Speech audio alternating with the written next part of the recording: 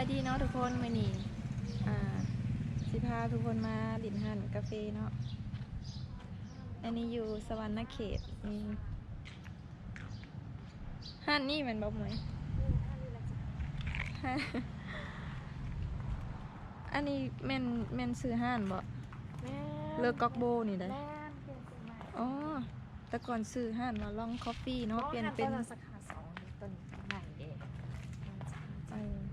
เข้าใจยากหน่อยหนึ่งเนาะก็คือว่ามีหั่นหนึ่งอีกซื้อว่าหั่นลองคอฟฟี่เนาะทุกคนเห็นเพื่อนเก่าอ่ะ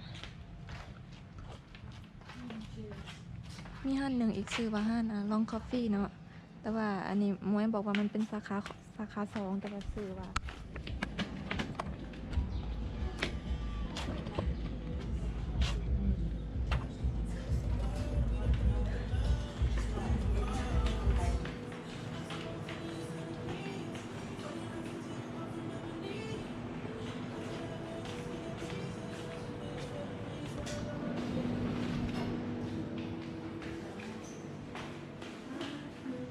นางใส่มีสำเนียงบอกคือโบนางบอลแอร์มีแอร์นะ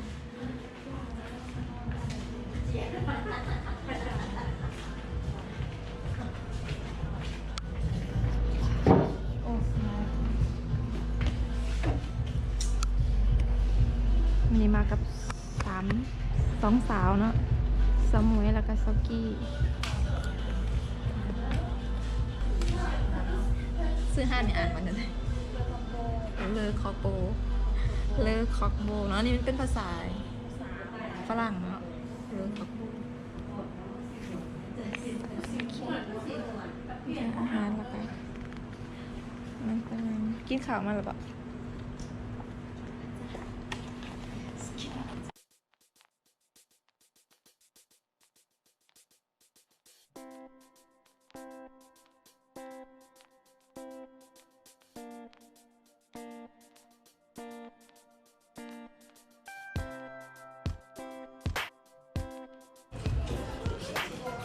กินกาแฟอะไรไปใส่ต่อดี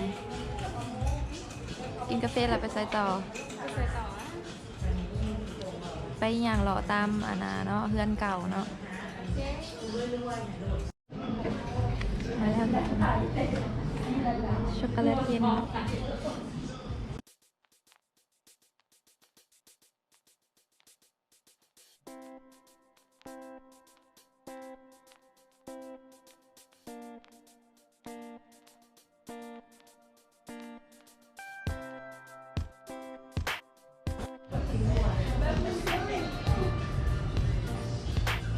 สาวๆกระถ่ายมีไปเนาะ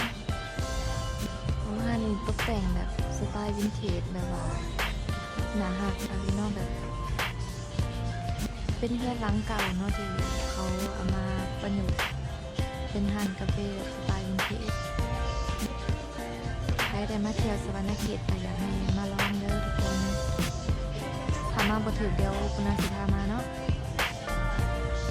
ยินดีต้อนรับเด้อสวรรณเขตยินดีต้อนรับเด้อ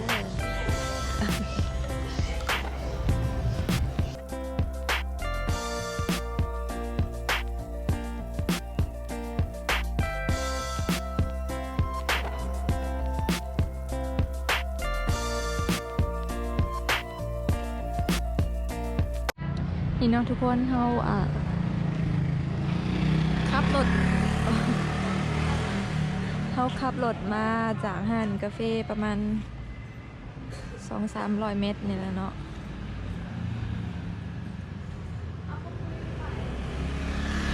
อันนี้ก็เป็น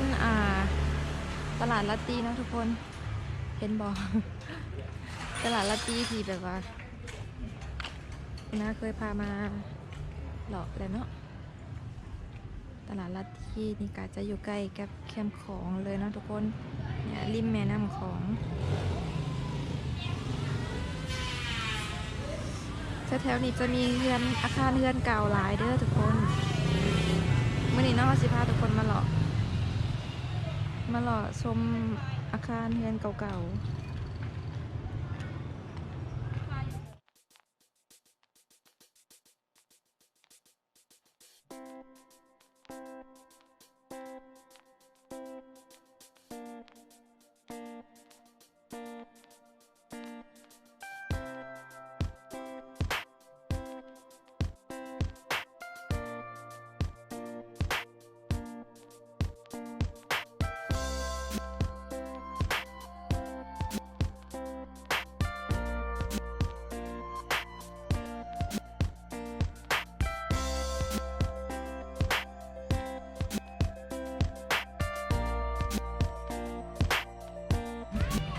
ทุกคนตอนนี้ก็มาฮอดอันน่ะ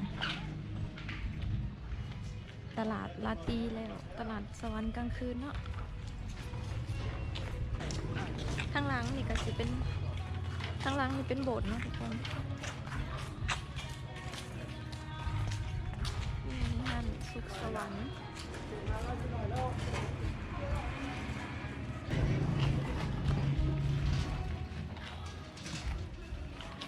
โอ้วันนี้เป็นห้านเสริมสวยปะนี่คือห้านกาแฟเลยตอนนี้ยังแดดอยู่เนาะให้มันเศร้าแดดน้อยหนึ่งแล้วเราจังไปหล่อต่อเนาะ แม่นี่เด็กทำเอ็ดไว้ตอนนี้ ที่หาจนอันนะตลาดลาตีเปิดปะ ก็ไปนั่งถ่ายอยู่นะปะ ไม่ใช่เดือนนี้เนาะ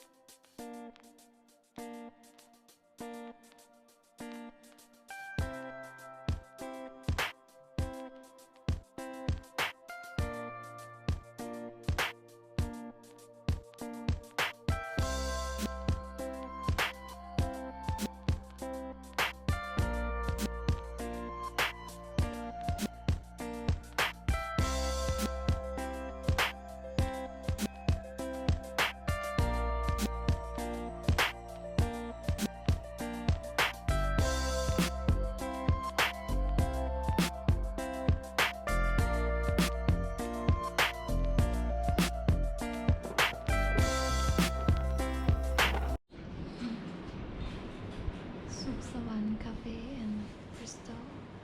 ที่1916ทุกคนหลังจากออกมาจากสุขสวรรค์คาเฟ่บริสตอล1966 แล้วเนาะเราก็จะ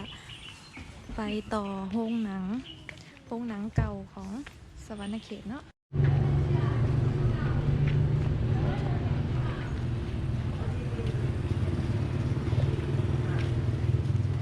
เราจะเลินบ้าน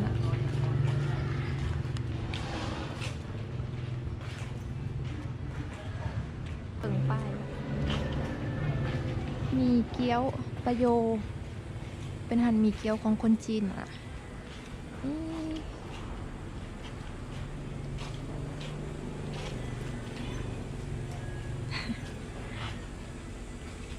ลาวเมนูวันนี้เป็นทานอาหารลาวเนาะ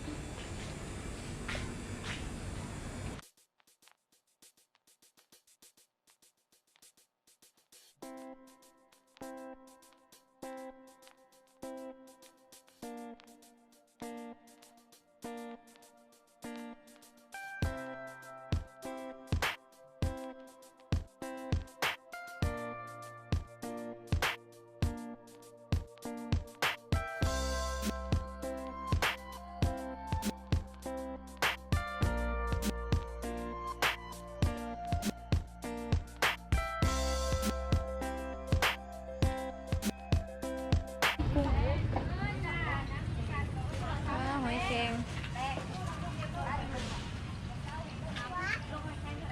เด็กกินหอยแครง 30 ด้วย30สุด30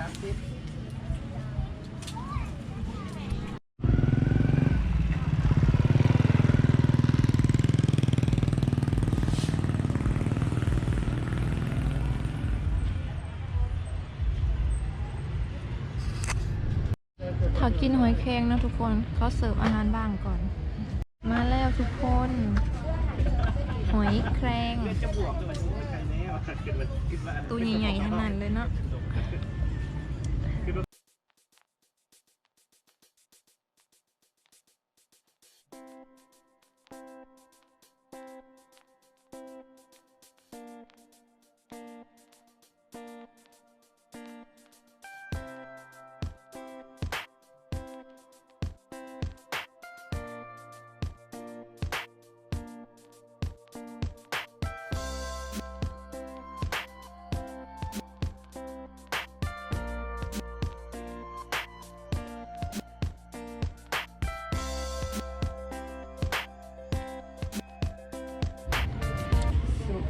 เซตแล้วเนาะเซตไหน2 คนนี่เนาะ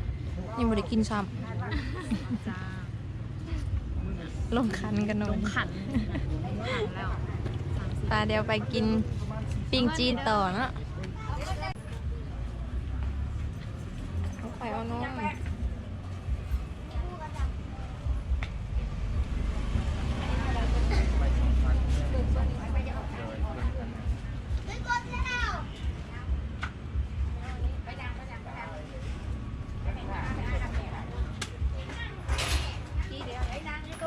ได้ก็ได้ได้ก็ได้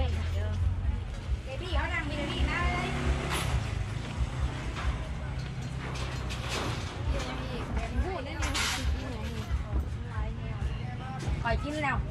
ต้องมาชิ้นย่างไปญี่ปุ่นยังหมดแล้ว มาแล้วทุกคน อันนี้คือยังเกี่ยว บ่เต้าหู้แผ่น ต้อง เกี่ยว มาแล้วเนาะทุกคนปิ้งจีนตอนนี้ก็เสร็จซับไปแล้วเนาะทุกคน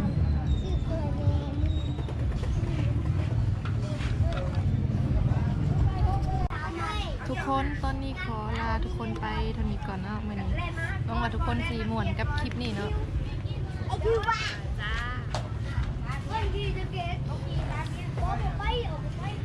ใครมาคลิปนี้อย่าลืมกดไลค์กดแชร์กด Subscribe